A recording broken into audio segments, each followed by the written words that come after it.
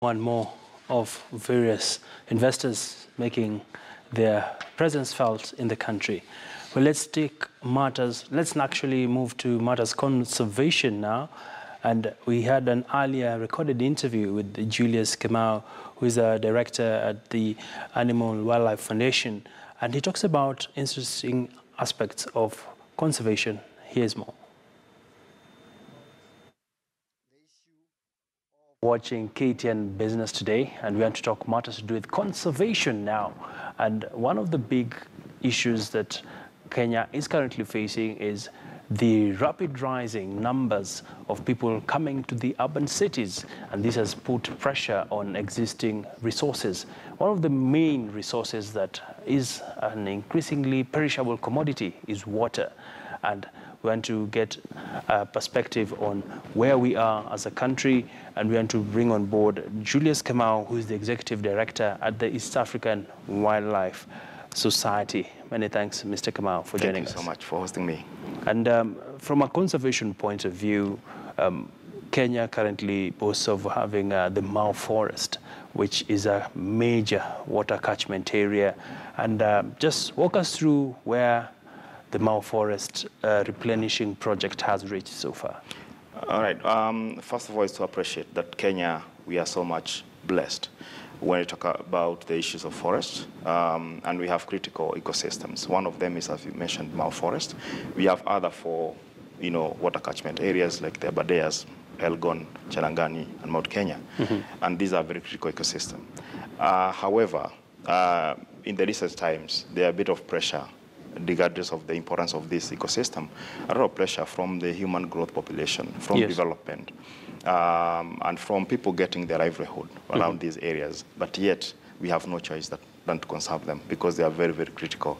And that's why I think, in essence, the Constitution of Kenya today commits the country to drive its forest cover to 10%. It's after the recognition of this important role they do play. And we have, as a country, have to move towards that. Currently, we are at 7%. I think we need to move to the 10%, and actually more than 10%. All right. And according to the United Nations, it projects that by 2050, half of Africa's population will be living in urban cities or the capital cities. What implication does this have on natural resources? This has an implication because once you know that the land is limited, it cannot grow. The human population are growing. So we're going to experience a lot of pressure in terms of land resources. And again, these people have to be serviced and have to be served, both in terms of water provision. They have to be moved around. They have to go to work. And therefore, we presume there will be a lot of infrastructural development. And the country, not only Kenya, even in the region, they're in the transition economy. They want to go to the middle-level income. That comes with in terms of demand for development. And therefore, it puts this country in a very interesting time where you have very many competing goals between development and environmental conservation. And therefore, that's an issue that we have to continue dialoguing and speaking to each other on how best can we develop, but yet be able to ensure environmental integrity. Because if we don't, then even what we are developing will also not be sustainable. So we have to have that conversation. Yeah. Speaking about environmental integrity, right now we're seeing the government is executing a number of projects in the water sector. We have the Twake Dam, we have the Bosto Dam in Bomet County, and all these sort of geared towards improving water security and ensuring that residents have access to water. But in real essence, we know that there's been a lot of hue and cry about the proposed dam in Bomet, that is the Bosto Dam. Perhaps what are the objections that have been raised, and why shouldn't the project take off as it should be? I think that's have been one of our strongest area because we feel basically we are not against the development. But in everything that we do as a country, we must do it in the due process of the law. That has to be followed as per the Constitution. We also must appreciate the issue of participation of the public in every decision that is being made. And I think also we have to respect the other laws that do exist. For example, the Bosto Dam before it is constructed, of course, it is required by law that an environmental impact assessment is done. And that was done. But again, the public participation was compromised. For example, I remember it's required by law that NEMA has to go into the press and announce the public to submit their comments 30 days. This time, NEMA did go to the public and the newspaper and printed this, inviting comments from the public. But that didn't happen. The report was not made available to the public until only after 20 days, when we raised a voice with NEMA and they were able to upload that document into on the website. That tells you that people didn't have the full 30 days as required by law. They only had 10 days.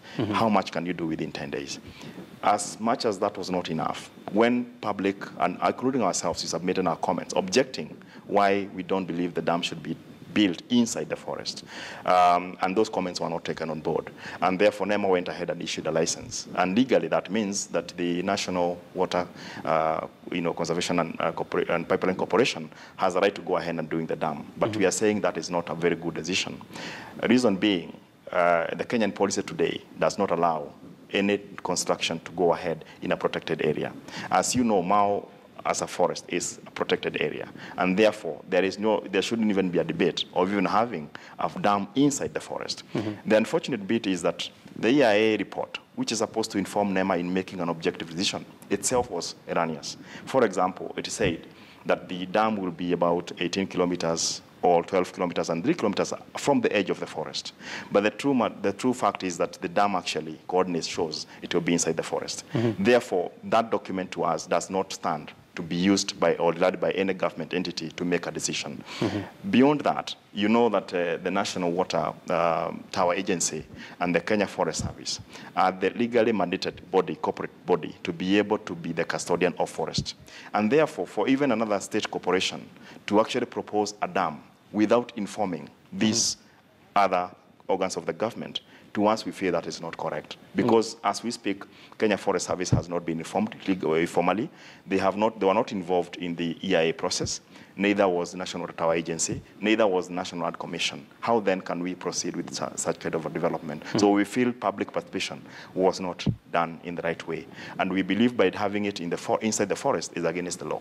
All right. Yeah. And of course, this is an issue that we cannot exhaust because one of the people that is supposed to be mentioned, has actually been mentioned, is not present to refute or validate your concerns.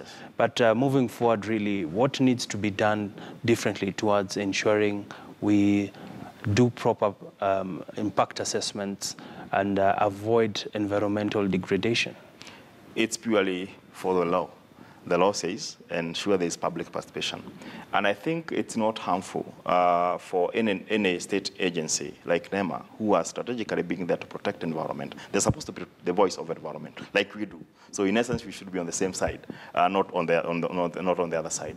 And I think what we are promoting for going forward is a meeting, a stakeholder meeting with the Minister of Environment, with the Kenya Forest Service, National Tower Agency, and also the proponent of development. I think that conversation is very good, because then we should be able to chart the way forward. But I think as we speak, our position is very clear.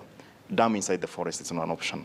And even if it was outside the forest, a lot of hydrological assessment has to be done. Remember, you can dam water in Bomet. I agree, it will serve about 600,000 people. It is okay. But remember, there are also other people downstream that are depending on the rivers, 12 rivers that come from Mau, including the river that go through the Mara, which is the Mara River, supporting agriculture, livelihood. And even it's a transboundary issue, because that water actually go and find its way in Tanzania and talk about the Serengeti ecosystem. So any development has to be conscious about the impact it would cause to the livelihood of people who are downstream, and to their livelihood, and to agriculture generally. So I think that's why we need to go for a wider consultation, so that whatever decision is made, it is actually sustainable. And